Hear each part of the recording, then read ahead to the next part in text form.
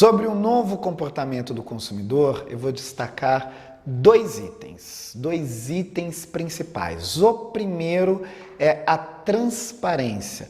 O consumidor hoje, no mundo todo, ele está muito mais atento à conduta das empresas, ao modo como as empresas administram seus negócios, como as empresas tratam a sua equipe interna, os seus funcionários, como elas conduzem no seu modo de liderança, como elas tratam as áreas públicas, os serviços sociais. Ou seja, o consumidor hoje está de olho que a empresa ela não é um item à parte da sociedade. Ela faz parte da sociedade, ela está na sociedade, logo ela também tem aí muito a contribuir com a sociedade e o consumidor está de olho nisso. Aí o segundo item, que é bastante importante, é a interatividade. No mundo todo, o consumidor está muito mais interativo. Isso até pelo advento da conexão das redes sociais, das redes digitais. Num instante, o consumidor entra no site da empresa, manda mensagens, diz que não gostou de um determinado produto, de um atendimento, que gostaria que o produto fosse diferente. Então isso é muito ágil, isso é muito rápido.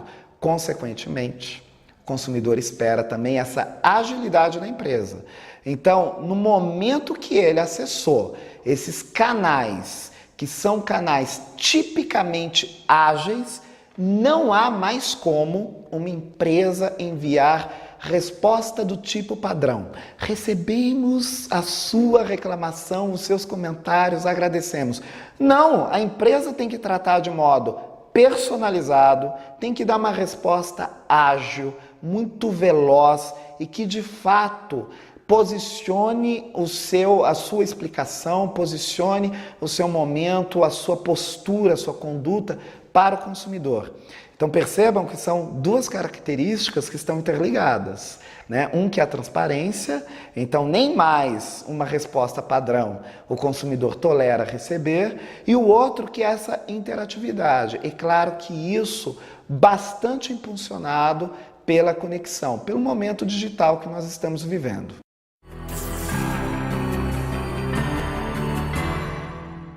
As empresas, então, acompanhando este consumidor, a gente percebe novos rumos, novos movimentos na condução dos negócios. Primeiramente, o discurso a respeito da sustentabilidade e também das ações sociais, do marketing social. Isso está sendo incorporado pelas empresas. Nós estamos vendo várias empresas já bastante preocupadas com a matéria-prima, linha de produção, em afinar e também ser mais rigorosa e exigente quanto aos seus prestadores de serviços, em não mais aceitar baixos salários em alguns países, o que pode configurar como exploração de mão de obra. Isso tudo tem a ver com o discurso não somente da responsabilidade social, mas também com um mundo mais sustentável. As empresas estão agora preocupadas em proteger o meio ambiente, colaborar com a sociedade. Então, isso são impactos que a gente tem desses movimentos do novo comportamento do consumidor. Com o consumidor mais atento, exigindo mais transparência, a empresa, por sua vez, também respondendo com maior atenção. Isso é bastante importante, porque até então, o século XX, principalmente o final do século XX, foi o século da marca. Então, as empresas estavam muito preocupadas com gôndolas, atuação dos produtos no ponto de venda, o design da embalagem, a imagem de uma marca, mas a imagem formada pelos recursos publicitários. E agora não. É a imagem da marca pela transparência a partir da atuação efetiva da empresa com a sociedade e diretamente com o consumidor.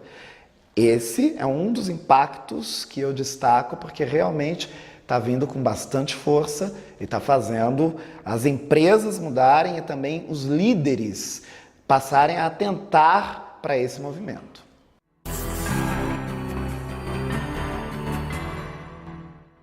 nós temos alguns comportamentos, nós brasileiros, que são só nossos, que são da nossa cultura, da nossa sociedade e que, claro, que consequentemente vão aparecer no consumo, não vão aparecer no nosso comportamento como consumidores.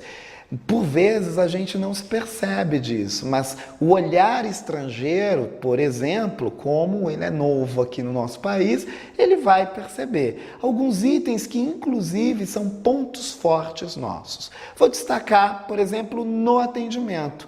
No atendimento aqui no Brasil, pode ser uma loja, por vezes, um varejo, por vezes voltado para as classes populares, ou mesmo para o mercado de luxo.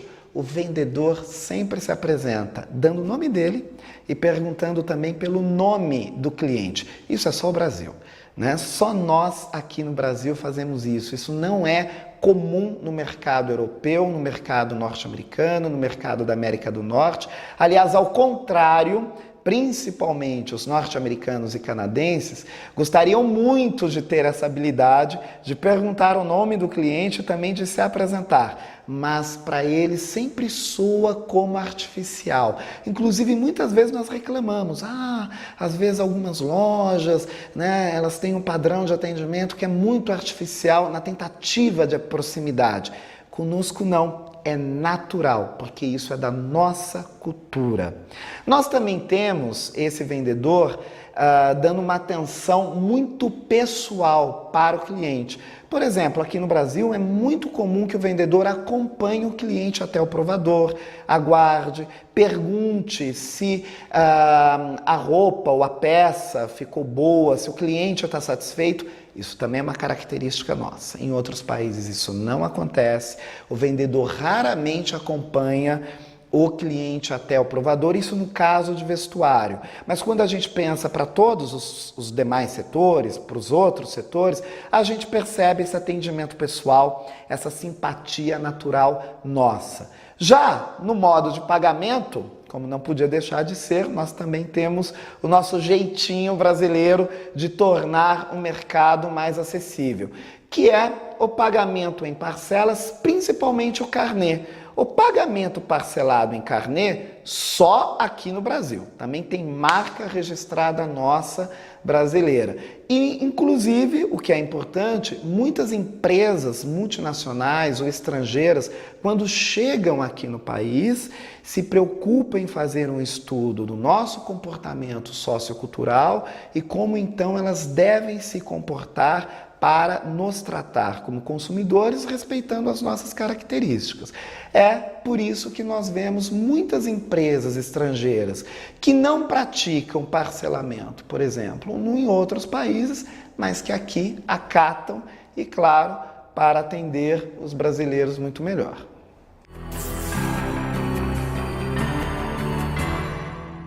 O personagem principal que a gente tem nesse século XXI, de fato, é o consumidor das classes populares, que no início do século XXI estava sendo chamado como a base da pirâmide, depois parece que ele recebeu uma promoção, aí passou a ser tratado como classes populares e agora definitivamente promovido. É o consumidor da nova classe média. Esse é um advento bastante importante que acontece em alguns mercados principais, Brasil, Índia e China. Isso é importante para a gente saber que nós não somos os únicos e que esse é um movimento que acontece nesses países do BRIC. E nós, aqui no Brasil, estamos favorecidos por uma economia estável, por uma economia aquecida, por uma economia que vai bem.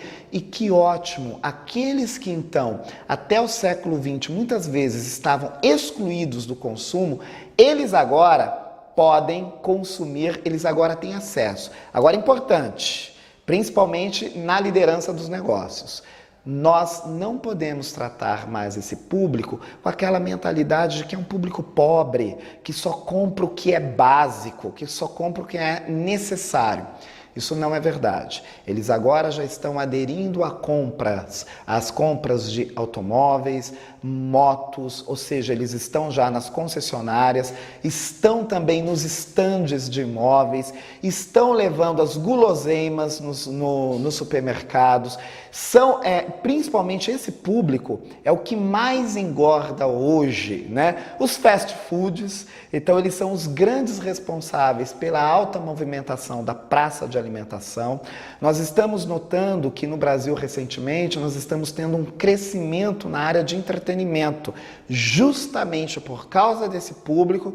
E vejam só que interessante, o mercado de escolas de idiomas, que a gente pensava que era um mercado somente para a elite, para as classes A e B, na verdade hoje esse mercado de idiomas é voltado para a nova classe média, porque a elite cada vez mais procura por professores particulares e a nova classe média procura pelas escolas de idiomas.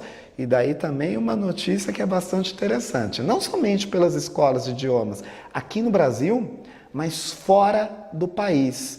Os dados, pesquisas que nós temos, inclusive no núcleo de estudos de consumo na ESPM, têm mostrado que já nos últimos 2 anos, uma boa parte da nova classe média deixou o país rapidinho, por 1 ou 2 semanas, para fazer um curso de idioma básico em outro país. Em geral, inglês e nos Estados Unidos, quase sempre em Nova York ou então na Flórida. Mas vejam só que é um panorama bem diferente do que a gente imaginava das classes populares. É um momento muito feliz aí de ascensão e de acesso ao consumo.